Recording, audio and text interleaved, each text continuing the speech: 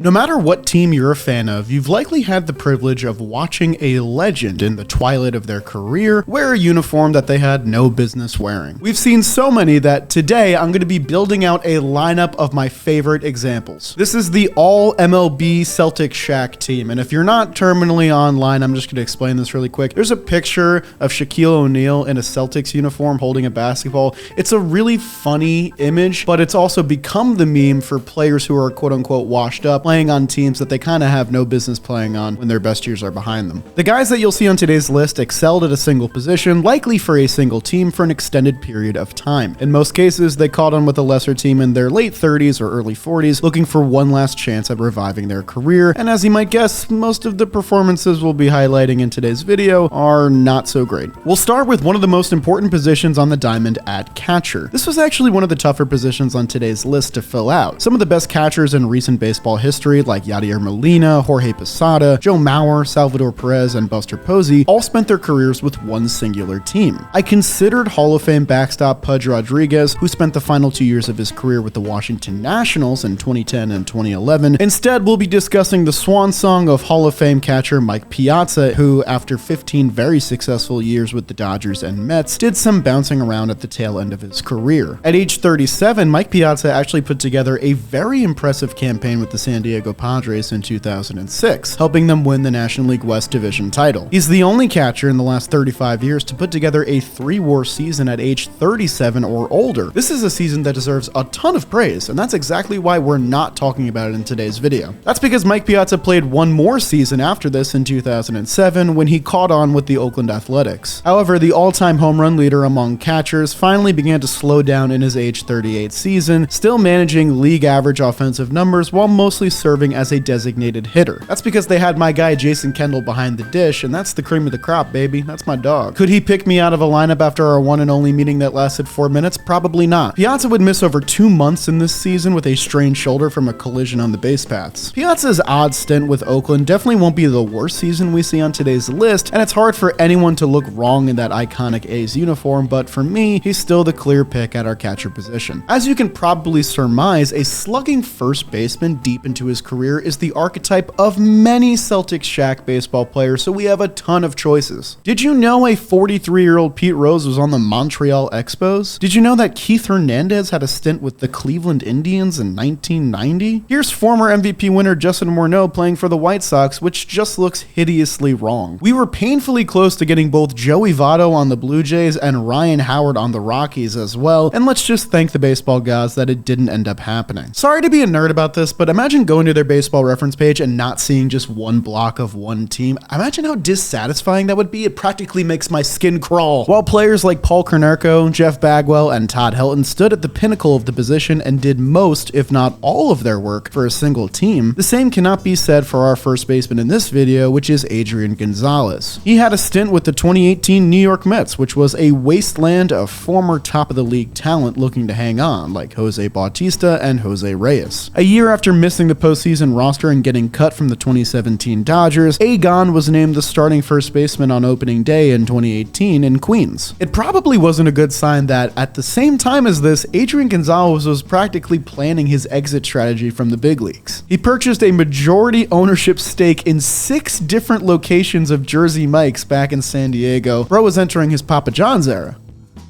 Actually, you know what? That's probably not a good example. Gonzalez had some highlights here and there, including clubbing a grand slam for his first home run in the blue and orange, but the good times wrapped up rather quickly for this team, heading absolutely nowhere, as Agon's inability to slug the ball ultimately resulted in his demise, as the Mets cut him in early June. Luckily for the Mets, their answer to their first base problems would come just 1 season later in polar bear form. Moving on, much like catcher, second base didn't offer a ton of great options at the position. Legendary second basemen of the game like Ryan Sandberg, Lou Whitaker, and Jose Altuve all managed to hang on with a single team throughout their careers, but a man whose career compares to all of them under far murkier circumstances cannot say the same. After a pair of PED-related suspensions, 39-year-old Robinson Cano had successfully tarnished his legacy and removed himself from Hall of Fame discussions. Still set to be paid over $40 million by the New York Mets after they assumed his contract in a trade, ownership thought it best to simply cut ties with their aging veteran rather than trotting batting him out at second base every day. But his release didn't mean that teams weren't willing to give him another shot. 5 days after his release, the San Diego Padres picked up Cano. Watching him collect just 3 hits in 12 games, he was demoted to the minor leagues, where we were gifted this amazing picture of him in a SpongeBob uniform. A month later, San Diego traded him to the Atlanta Braves, where he picked up 4 hits in 9 games, which is technically a minor improvement. After the Braves cut ties with him as well, his 2022 season and entire MLB career became a wrap. He registered negative WAR in 33 games, with every number of his triple slash line residing under 200 in what became the final year of his career. The toughest part of all this for him is that all 3 of those teams that he played for in 2022 made the playoffs in the National League, which gave him a 50% chance of having one of those teams reach the World Series and a 25% chance of one of those teams winning the World Series, and none of them were able to do it. You know, you'd think after everything that Robinson Cano did for these 3 teams that they would owe him something. I guess you really just don't know people, man. Despite being the toughest position on the field, you'd be surprised at how many teams were taking flyers on veterans to play shortstop back in the day. Former MVP winner Jimmy Rollins had a forgettable stint with the 2016 White Sox. Who could forget Troy Tulowitzki's 5-game stint in pinstripes in 2018? Unless you're from Missouri, you have zero memory of Miguel Tejada playing for the 2013 Kansas City Royals. Don't you lie to me. And while any of these 3 could have been very fitting candidates for our shortstop position, this spot is going to go to a player-team combo that I literally had no knowledge of before recording this video. We're going to go back to 2009 for another Oakland Athletic Flyer season where beloved Boston shortstop Nomar Garcia Parra got 65 games of run as an infield DH combo on their bench. After Boston sent him away via trade in 2004, Nomar never really came close to his alien offensive numbers that he put up in the early 2000s. After 5 seasons split between the Cubs and Dodgers, his final stop came in 2009, where he ended up teammates with the shortstop he was traded for years prior in Orlando Cabrera. Though his everyday shortstop days were a thing of the past in his age 35 season, Nomar could definitely still hit a little bit, putting together a .281 batting average in 65 games in this campaign. But years of leg and wrist injuries impaired his ability to stay on the field, as Garcia Parra missed 6 weeks of play from late April to mid-June in what would become his final season in the show. This whole 2009 Oakland roster is bizarre. Matt Holliday played 90 games for them before a midseason trade. Jason Giambi had a strange half-season return before he too was traded, and of course, this strange shortstop tandem that originally found themselves linked from a trade a half-decade old at this point. Can I be real with you guys?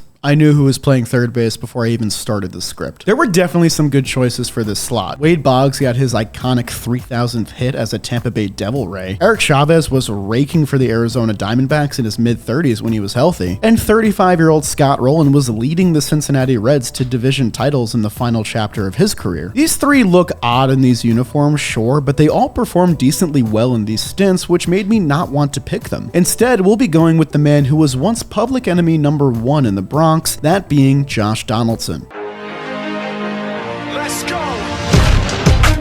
The former MVP winner had endured an underwhelming 2-season stint with the New York Yankees in 2022 and 2023, but when the latter season was going nowhere for the team as a whole, the Yankees released the veteran Josh Donaldson in late August. But that didn't deter the Milwaukee Brewers from picking him up in the final month of the season for their stretch run towards a division crown. Donaldson hit just 169 in 17 games for Milwaukee and collected a pair of knocks in their wildcard series loss to the Arizona Diamondbacks. On the other side of the diamond in that series was arguably another Celtic Shaq third baseman in Evan Longoria, playing out what would be his final pro season as well. Sure, Donaldson donned a lot of caps in his 13-year career, but I maintain that none were as easily forgettable as his last go here in 2023. Before we keep going with today's list, there's no sponsor on today's video, but I do want to shout out the John Boy Media merch store. I'm wearing the Happy Grape shirt from the Jolly Olive merch line. You can check out the whole merch line with the link down below. Here's some of the options. Go check it out. I got to collaborate with our merch team. They worked incredibly hard on these shirts, and I absolutely love the way they came out. And yeah, you know, it's never too early to get your Christmas shopping done, huh? Check the link down below. Let's move on with the video. Now we're finally going to move on to the outfield, and in left field, we're going to have a Tampa Bay Ray, but that might not necessarily narrow it down for you. Yeah, the Tampa Bay Rays used to do this thing kind of a lot. It's not Hideki Matsui, who spent the final 34 games of his MLB career with the Rays to very poor results. It's not Johnny Damon, who put up a 2.5 WAR season at age 37. It's not Grady Sizemore, who hit decent decently well in 58 games in 2015 in his final go before hanging up the cleats. No, our spot in left field is reserved for none other than Manny Ramirez. Yes, Manny Ramirez once played for the Tampa Bay Rays. It's true, it's not fake news. You didn't find this one on Facebook, Grandma. This one is real. After the dust had settled on Mannywood, the slugging left fielder departed from the Los Angeles Dodgers via waiver claim in late 2010, landing with the Chicago White Sox. God, they really just want to be on this list, but I'm not going to let them, man. Ramirez put together a month of average hitting in September for an 88-win squad. That could have been the clean ending of things for Manny, but instead he caught on with the Rays in the year that followed, who brought both him and Johnny Damon in on cheap one-year deals. While the signing of Damon worked out very well, the same cannot be said for Manny Ramirez. Manny went 1 for 17 in 5 games with no extra base hits or walks to kick off his Rays career, and then he just decided to retire in the first week of the season. This, coupled with some pretty monster spring training numbers, was a shock to the baseball world. Things became less shocking when it was revealed that Manny was set to face an 100-game suspension for PEDs if he continued to play, meaning he just chose to retire rather than deal with all that. Manny was later reinstated and had multiple failed attempts of resurfacing in MLB with the Oakland A's, Texas Rangers, and Chicago Cubs before finally retiring. Up next is center field, and the 3 center fielders that I just discussed in a Hall of Fame case video actually all have a pretty decent case here. Kenny Lofton played for 9 different teams in the span of 6 years at the end of his career, but he was good for pretty much all of them. Andrew Jones infamously tore down his Cooperstown resume once he departed from the Atlanta Braves, but by the time he was playing for the Rangers, White Sox, and Yankees, he wasn't really playing center field anymore. Instead, we'll give this spot to a man who was covering ground in center field still, even at the age of 40, and that'd be Jim Edmonds. After he helped the St. Louis Cardinals win a World Series and plenty of division titles as a member of MV3, Jim Edmonds bounced around to 4 different teams in his final 2 years in MLB.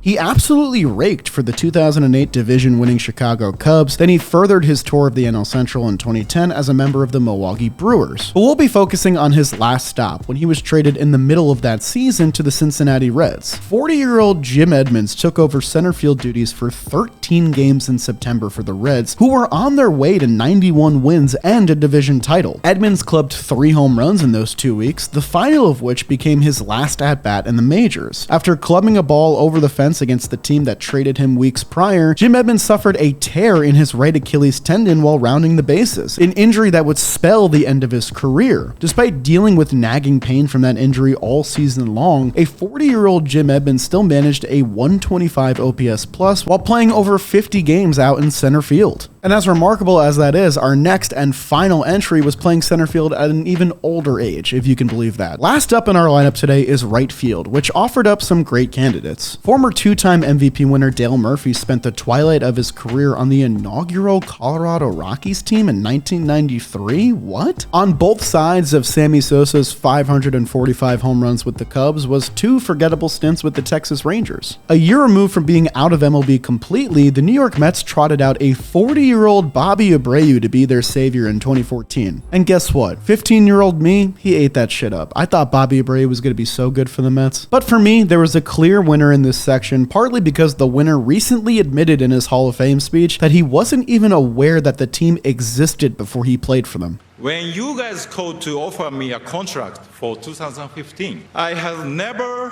heard of your team. Yes, it's Ichiro Suzuki's time with the Miami Marlins, which, did you know, lasted 3 seasons long? After a pair of batting titles, 10 Gold Glove awards, nearly 500 stolen bases, and of course an MVP win in his first season, Ichiro's final season with the New York Yankees in 2014 easily could have been the swan song of his unbelievable MLB career. He was 40 years old and had seriously declined on both sides of the ball, but he had maintained that he wanted to play baseball until he was 50 years old. He got an opportunity to chase more milestones when the Miami Marlins signed him for $2 million to be the team's 4th outfielder. Also, weirdly enough, he became the first Japanese player in Marlins history in 2015. There's only been one other Japanese player on the team since Ichiro, that was Junichi Tozawa in 2017. So it's been almost a decade since the Marlins have had a Japanese player. Miami, what are we doing? Let's get some representation. As a Marlin, he collected his 3,000th hit, pitched his first inning in MLB, became the oldest active player in the game, and the oldest player in MLB history to play a game in center field at 43 years old in 2016. That record was previously held by Rickey Henderson, who was playing center field at age 43 in 2002 for the Red Sox. Sure, his numbers overall aren't exactly impressive, but imagine being a young fringe big leaguer on these bad Miami teams, and you get the opportunity to play alongside one of the best position players to ever play the sport. That's awesome. And those will be my 8 guys in today's video. If you enjoyed today's video, leave a like on the video and subscribe to the channel, and maybe we'll do a part 2 where we do a whole pitching staff, because I got plenty of ideas for that one as well. If you disagree with my picks, leave a suggestion in the comment section down below, because as I've said many times in this video, there's plenty of good choices. That'll do it for me in today's video, and I'll see you guys next time.